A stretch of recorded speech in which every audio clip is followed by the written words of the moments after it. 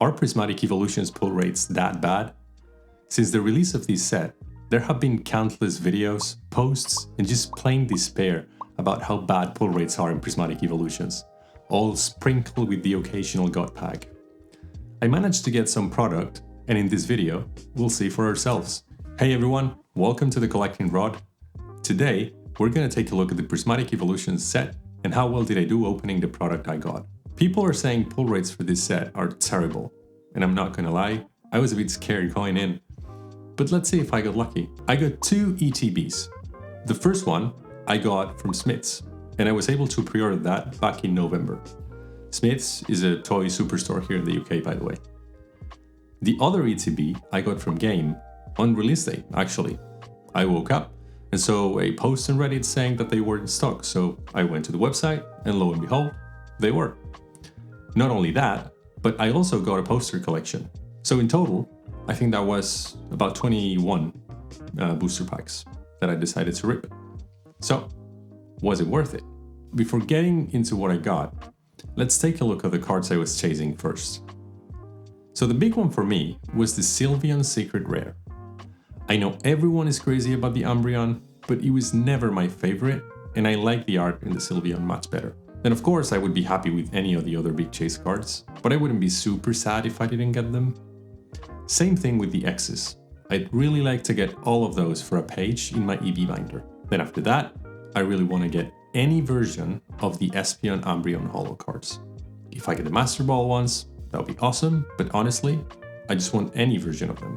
I also want the Pokeball or Master Ball versions of the normal evolutions, because I already have other versions of this art from previous sets. I want all of the evolution promos, including the full art Eevee, and then I also want any Gen 1, 2, 3, or 4 cards that are not X's or full arts. Not that I wouldn't be happy with those, but I have some binders where I'm trying to get all Pokemon from those generations using different sets.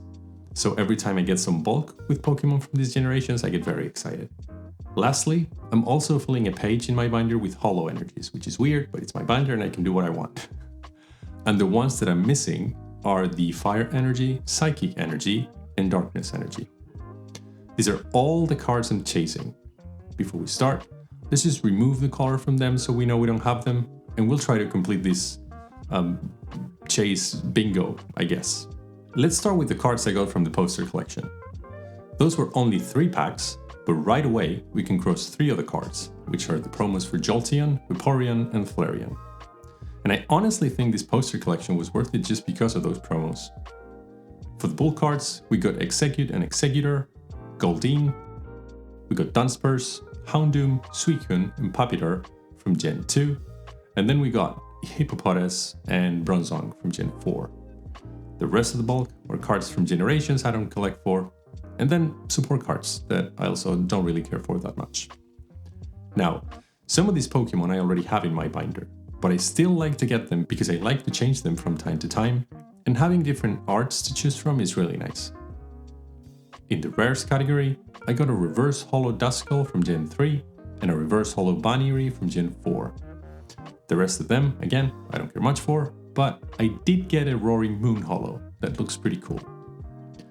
And finally, for the main event, we also got a Glaceon X, which I'm really happy with, and a Crispin Special Illustration Rare, which I wasn't really chasing, but it's a nice surprise. And to be honest, I'll probably be selling it, because I think it's going for about $40 at the time of making this video. I would say the poster collection was a success for me, honestly. I didn't get any of the big chase cards, but I did get quite a few cards I wanted for my personal collection, and a special illustration rare that I can sell and recoup a good chunk of the cost from the product I got. And I also got 4 of the cards I was chasing, although 3 of them were promos, but still. So yeah, so far so good. Now let's get into the first ETB. First of all, we have the Eevee promo, which is a very nice full art card that I really wanted. And from the bulk, I'm not gonna mention any repeated cards that I got from the poster collection, but I still got a Seaking, Pinsir, a reverse holo Eevee, and a reverse holo Slowpoke from Gen 1, a Hoot, Slowking, Sneasel, Houndour, Larvitar, and a really nice Miltank that will go to the binder for sure from Gen 2. And then a Loop Bunny, Riolu, Reverse Holo Hippopotas, Hippowdon, Heatran, Regigigas, and Shaymin from Gen 4. So quite a few more cards that I can use here, but an ETB also has more packs than a poster collection, so that was expected. But there are a few of these cards that I honestly really like the Milk Tank and the Reverse Holo Slowpoke. Those are definitely going into my binder. And then for the rares, I got a Holo Sylveon and a Holo Espeon. I'm honestly really happy with this because I always prefer Holos to Reverse Holos. And Espeon was one of the cards that I was looking for in this set. So that was awesome. The Sylveon is also really nice, but it's not a Pokeball or a Master Ball, which are the versions I was chasing. And in any case, I do prefer the promo version that I'll get at some point in the future. The rest of the cards are trainers and other support cards. Oh, and I also got a Holo Energy card for Fire and Darkness, which I was also looking for. And then for the X's and Illustration Rares, I got an Espeon X, which I'm super happy with, and a Tyranitar X that I wasn't really chasing, but it's nice to have. No SIRs this time though. And so there goes my first ATB, which to be honest wasn't great, wasn't awful.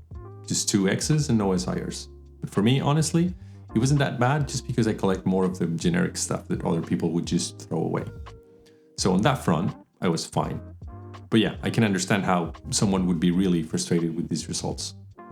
So let's see if the ETB2 made up for it. Alright, so we get another Eevee promo that I will be selling because I don't really need to. And then we don't get anything new from Gen 1 at all. From Gen 2, we only get a Reverse Holo Larvitar.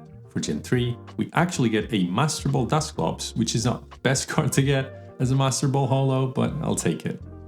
And from Gen 4, we got a Badiou, a Reverse Holo Bronzor, and a Reverse Holo Shaymin. So in terms of bulk, that was really bad. Obviously, I got more cards from Gen 1 to 4, but those cards I already got from the previous ETB and poster collection. And this goes to show how even if you like bulk like me, opening packs get to a point where you start to get diminishing returns very, very quickly. And if you're also not hitting any double rares or illustration rares, it's pretty depressing really. But let's not jump to conclusions yet, and let's move on to rares. Now here, I got quite a few cards that I was looking for. Starting with a Holo Noctowl, which I think I have from another set actually, but I don't remember which. Still a pretty cool card. A Holo Groudon, which is awesome because I didn't have any Groudon cards until now, so that's going to binder. And then we got a Holo Vaporeon, which is very nice, but I'm a bit disappointed that it's the same art as in 151. A Pokeball Flareon. I really like these cards. Again, a bit disappointed that the art is reused, but at least the finish is new and the texture looks very good. Then we got another Espeon, this time a Reverse Holo, a Holo Glaceon, and a Pokeball Glaceon as well. And finally, we get a Reverse Holo Umbreon. And I'm a bit sad about the Umbreon because the holo pattern seems to be a little bit weak, and there are also some white specks all over the card that are not supposed to be there, I think. But in any case, at least I have it as a placeholder until I get a cleaner version. So a ton of evolutions here. I really like the Pokeball Holos. They look really, really nice. I also got a Holo Psychic Energy, which is the only one I was missing at this point, so that's pretty cool. Now, in this ETB, I didn't pull any SIRs. I did pull an X, but it's a Hydra Pull X, which I don't really care for that much, and I'll probably just sell. So yeah, this was pretty bad in that sense, but I also got a few cards I was personally chasing, so not too bad for me. So in total, out of 2 ETBs and a poster collection, we got 4 X's, 2 of which were evolutions from a total of 24 X's in this set, if I'm not mistaken. And only 1 illustration rare card, which was a trainer, out of a possible 32 illustration rare cards. So just for the fun of it, this means we got a pull rate of 1 illustration rare per 21 packs, and 1 X per approximately 5 packs. I guess this is not terrible, honestly. It's also much better than the pull rates others are reporting. So I guess I'm happy. And then of course we got a few common and uncommon cards I can use for my personal collection. For my personal chase, we got 13 out of 37 cards, not counting duplicates.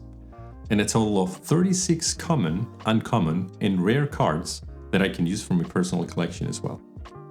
So my experience is pretty much in line with everyone else's, honestly. Maybe a bit better, but still not great for pulling any of the big chase cards. I do still have 5 mini teens that I managed to pre-order back in November, and they get released early next month, but I think I'm not going to open those. Because as I said, bulk-wise, it's not going to give me a lot that I already didn't pull, and for rares, based on my experience here, I might get 2 X's that might not even be any of the ones that I'm chasing, so I can just get those as singles for much cheaper. So I'll probably just sell the teens because I don't think it's worth it for me. Based on these results, and the fact that I didn't pull any of the Evolutions as IRs, and only 2 X's, I think I'm gonna try my luck with the Japanese set. Mostly because I don't think it's worth it for me to get more English products with these pull rates, and buying English singles is just so incredibly expensive that I'm never gonna be able to afford the cards I want. Hopefully, with the Japanese packs, I'll get more of the X's and maybe a couple of SIRs. And if not, I can just save to buy the singles, which are, although expensive, much cheaper than the English ones. In fact, I have actually already gotten my chase card for this set in Japanese, which was the Sylveon Secret R Rare as an Ace 9, because I didn't really want it to wait, and if I pull it from one of the Japanese boxes, I can always sell it. But yeah, no more English Prismatic Evolutions for me, I guess. Okay everyone, I hope you enjoyed this video, and I'd love to hear your experiences opening Prismatic Evolutions. Did you pull your chase cards, or was your experience more like mine? Let me know in the comments, and until next time, catch you later. Bye!